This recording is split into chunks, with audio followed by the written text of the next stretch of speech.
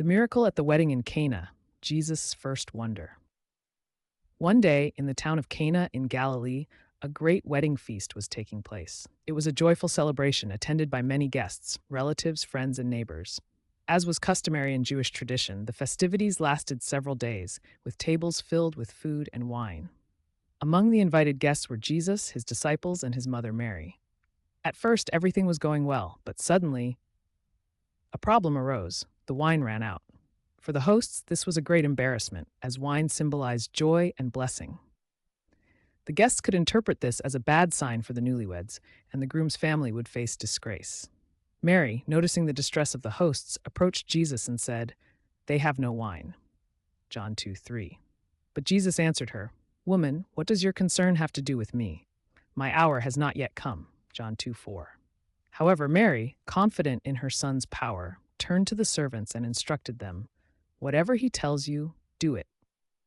In the courtyard, there were 6 large stone jars used for ritual purification.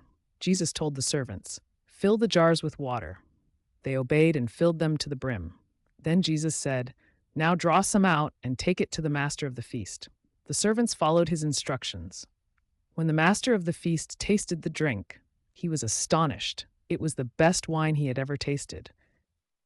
Calling the bridegroom, he said, "Every man at the beginning sets out the good wine, and when the guests have drunk freely, then the inferior. But you have kept the good wine until now." John 2:10. No one could explain where this wine had come from, but Jesus' disciples understood. This was his first miracle, revealing his divine power. This, the first of his miraculous signs, Jesus performed in Cana of Galilee. He thus revealed his glory, and his disciples believed in him. John 2:11. This miracle became a symbol of a new beginning.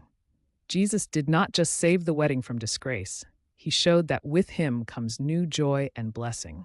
The ordinary water used for purification was transformed into the finest wine, signifying the new grace that Christ brings.